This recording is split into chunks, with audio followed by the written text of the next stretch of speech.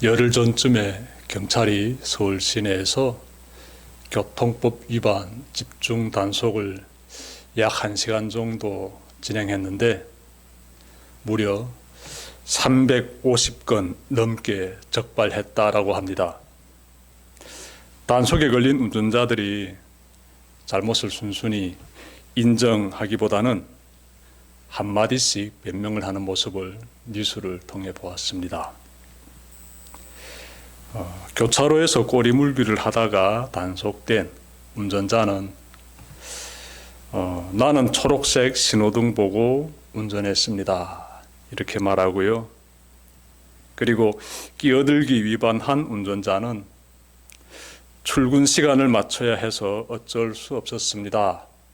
라고 변명을 했습니다.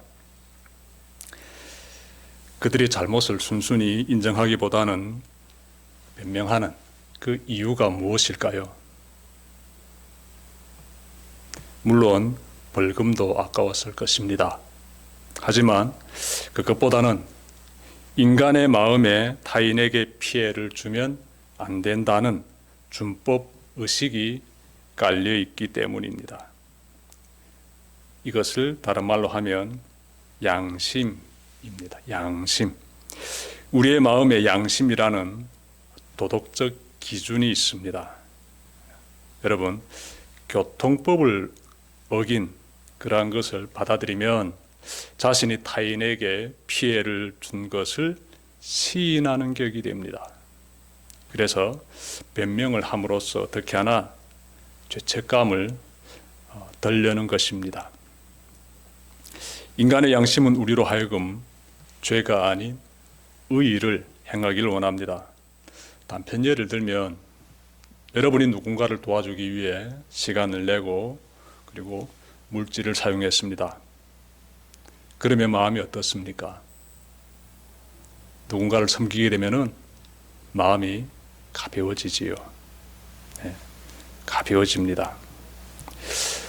나의 소중한 시간과 물질을 사용했음에도 불구하고 이렇게 마음이 가벼워지는 것, 이것은 우리 마음에 내재되어 있는 양심의 반응입니다. 반대로 누군가에게 피해를 주면 마음이 어떻습니까? 죄책감으로 마음이 무거워집니다. 이것 역시 죄를 지은 것에 대한 양심의 반응입니다. 이처럼 인간의 마음에 자리 잡고 있는 양심은 우리가 타인에게 피해를 주지 않는 것은 물론이거니와 타인을 도우며 살도록 이끕니다. 인간의 마음에 이 양심을 심어주신 분은 하나님이십니다. 하나님은 우리가 양심이라는 도덕적 판단 기준에 따라 의롭게 살기를 원하십니다. 하나님은 이스라엘 민족을 선택하시고 그들을 통해 인류에게 하나님의 법을 가르쳐 주심으로써 모든 사람이 죄인이 아닌 의인으로 살기를 원하십니다. 성경을 보시면 하나님으로부터 의인이라고 평가를 받은 여러 사람들이 나오는데 그들 중에서 세 사람만 찾아봅시다. 먼저 노아를 찾아봅시다. 노아는 하나님으로부터 의인이라는 평가를 받았습니다. 하나님께서 그에게 죄악에 빠진 인류를 홍수로 심판하겠으니 너는 방주를 만들라 라고 지시하시자 노아는 순종했습니다. 여기서 그의 의인됨이 굉장히 돋보입니다. 노아는 하나님의 지시하신 대로 길이가 150m, 넓이가 25m, 높이가 15m나 되는 큰 방주를 만들었습니다. 여러분, 노아가 만든 그 방주를 한번 그려보십시오. 여기에 노아의 가족 8사람과 그리고 지면에서 선별된 동물들이 타게 되는데 문제는 방주를 이동시킬 수 있는, 물 위에 방주가 떴을 때 그 방주를 이동시킬 수 있는, 어디로? 내가 원하는 목적지로 이렇게 이동시킬 수 있는 노가 없습니다. 하나님께서 노를 만들라고 말씀하시지 않았기 때문에 노가 없습니다. 설령 여러분 노가 있다고 해도 길이가 150m나 되는 큰 방주를 움직이려면 노를 젓는 사람이 적어도 수백 명은 있어야 됩니다. 그런데 방주 안에는 노아의 가족 8명만 탔기 때문에 이렇게 되면 큰 홍수가 닥쳐와 지면이 다 물에 덮이게 되고 방주는 그 물 위에 뜨게 되면, 그러면 방주 안에 있는 노아의 가족과 그 생명체들의 이 생명을 지키는데 굉장히 위태로워지게 됩니다. 왜냐하면 방주가 물 위에 떴을 때 그때 하늘에서 이렇게 막 비가 쏟아져 가지고 물이 범람하게 되지요. 그러면 강한 물살에 의해서 이 방주가 이동하게 되지 않겠습니까? 방주가 육지 위에서 만들어졌지만 홍수가 닥치게 되면, 지면이 물로 뒤덮이게 되면은 방주는 이동하게 되고 거센 물살에 밀려가지고 그러다가 바다까지 이동했다 칩시다. 자, 홍수가 끝나고 육지가 드러났을 때 그때 이 노아가 만든 방주가 바다 위에 떠 있다면은, 그러면 그 안에 있는 생명체들 살아남을 수 있을까요? 굉장히 위태로워지지요. 노도 없고, 그 안에 있는 사람은 모두 8명, 150m나 되는 이 큰 방주를 저기 멀리 보이는 육지까지 이렇게 이동시키려면 노가 있어야 되는데 불가능한 거예요. 노도 없고 또 사람들도 매우 적고 생명이 위태로워지게 되지요. 이처럼 방주를 만드는 것은 상식적으로 이해가 잘 되지 않지만 하나님의 말씀이기 때문에 노아는 순종하여서 방주를 만들었습니다. 자, 이것은 하나님이 원하시는 의인의 모습이다 라는 사실 먼저 기억합시다. 다음으로 아브라함 봅시다. 그는 하나님께서 고향을 떠나 하나님께서 지시할 땅으로 가라고 말씀하시자 순종했습니다. 그가 하나님의 이끄심을 받아가지고 도착한 땅, 그곳이 가나안 땅이지요. 가나안 땅에 들어와 정착한 그에게 하나님께서 다시 찾아오셔서 장차 내 자손을 저 밤하늘에 펼쳐진 무수한 별들처럼 많게 이렇게 번성시켜 주겠다고 말씀하셨는데, 아브라함은 하나님의 그 말씀을 믿었습니다. 그렇게 될 줄 믿었습니다. 당시 그는 80대로 추정되는데 아직까지 스라에 자식이 단 한 명도 없습니다. 단 한 명도 없어요. 아브라함은 자손의 번성이 불투명한 가운데 있는데 그럼에도 불구하고 하나님께서 내 자손이 크게 번성할 것이라고 이 귀한 말씀을 주시자 그대로 믿었습니다. 하나님께서 그 모습을 의롭게 여기셨다라고 성경은 말씀하고 있어요.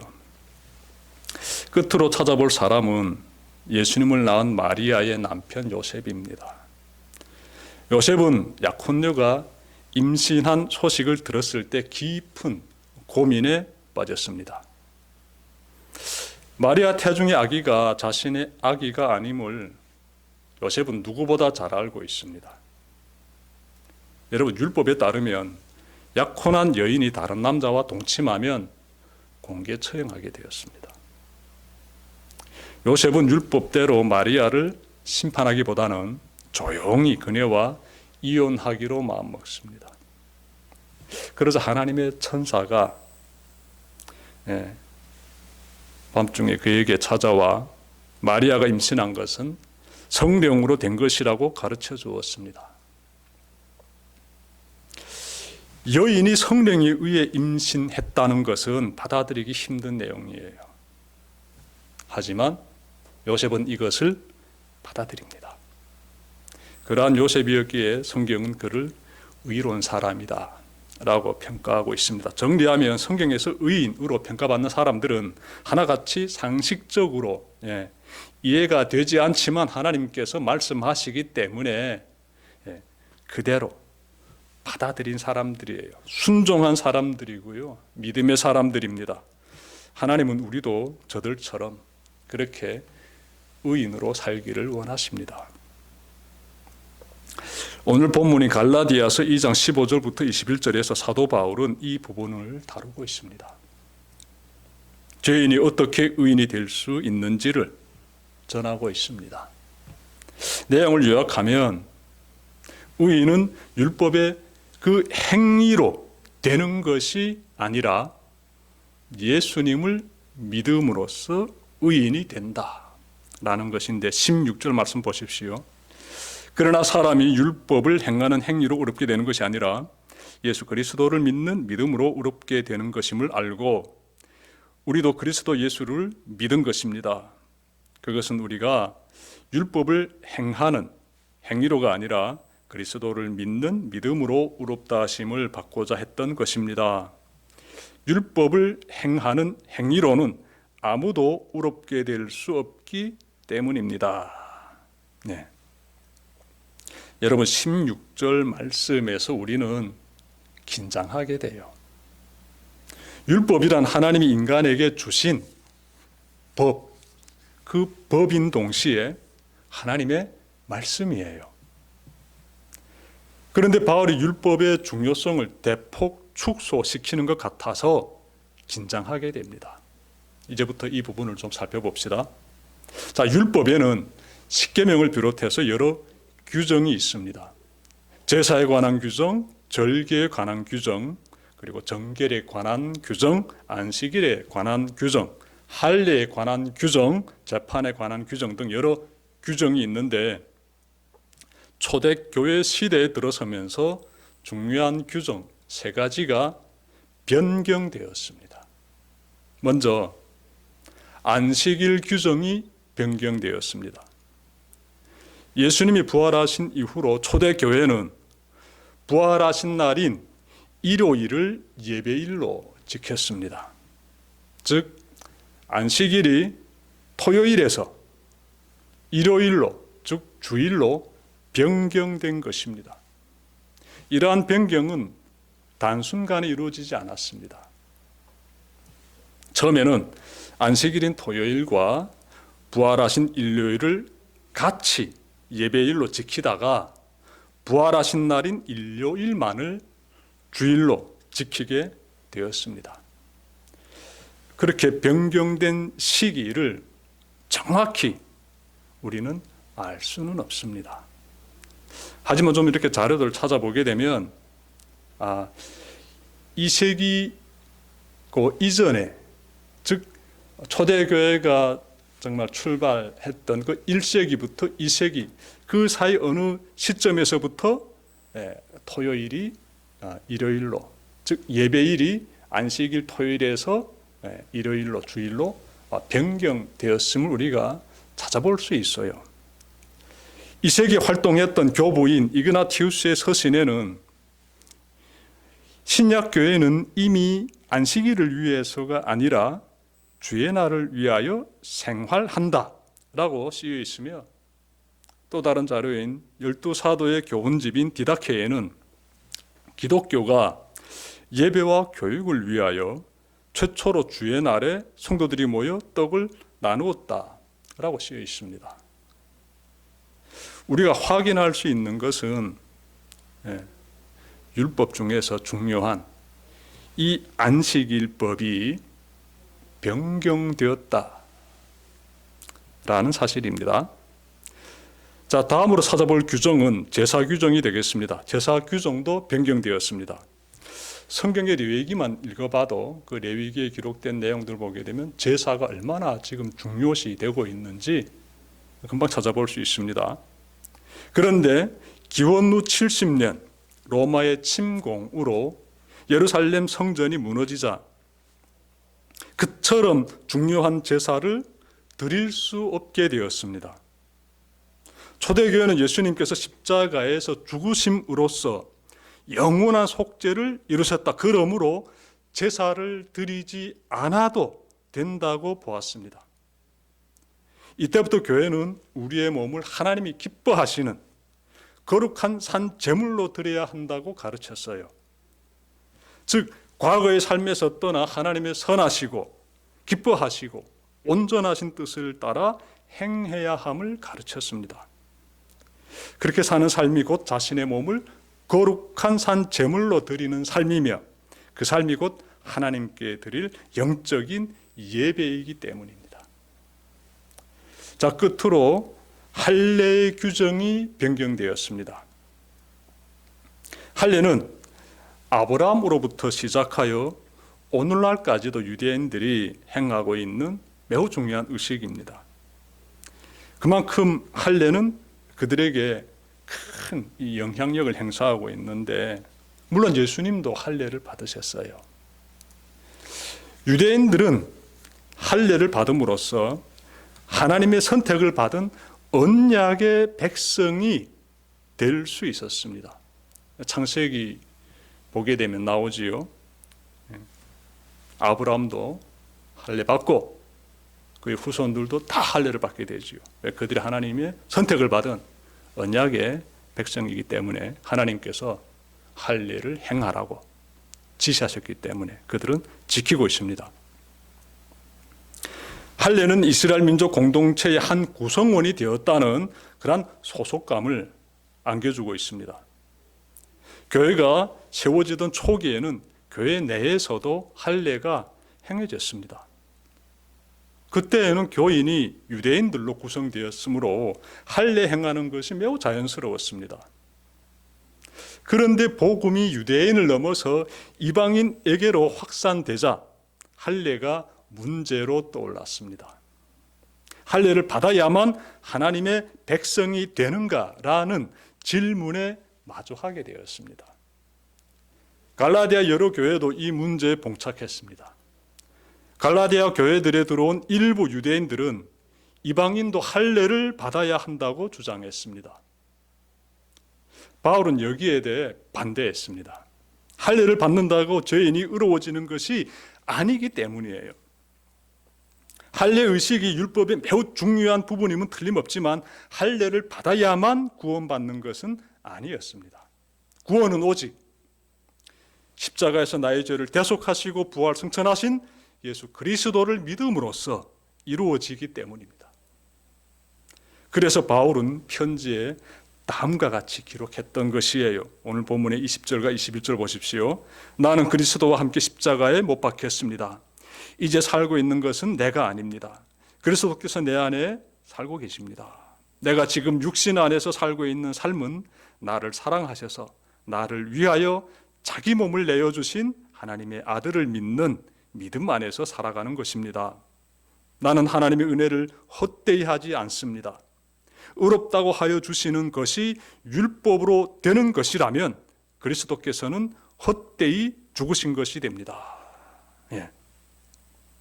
이 바울의 말씀 보십시오. 바울은요, 율법에 대한 해박한 지식을 가지고 있는 사람이에요. 그러한 그가 무엇을 말하고 있습니까? 의인은 율법의 행위로서 되는 것이 아니라 예수님을 믿음으로써 된다.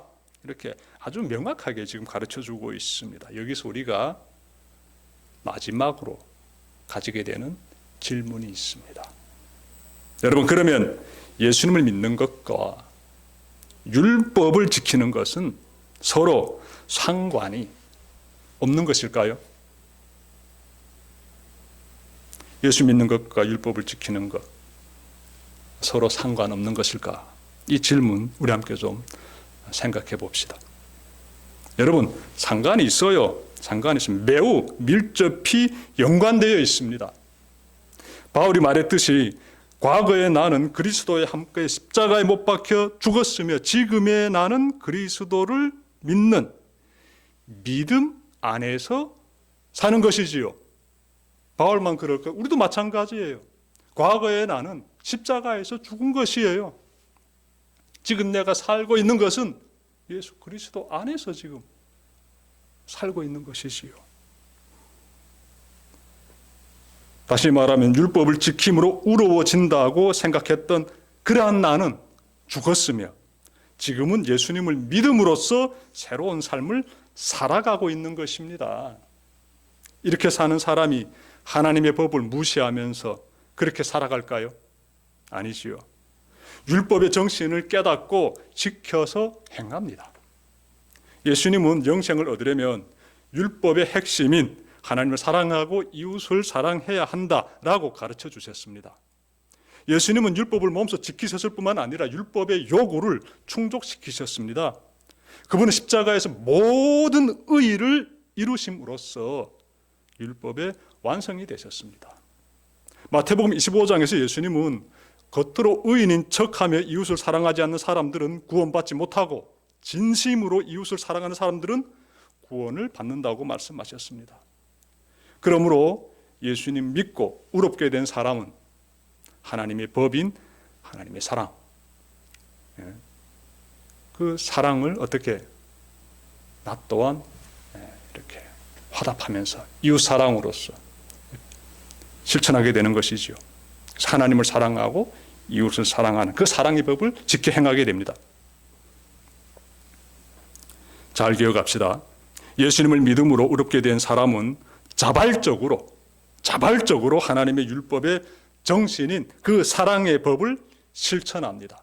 여러분의 삶이 이와 같기를 주님의 이름으로 축원합니다. 기도드립시다.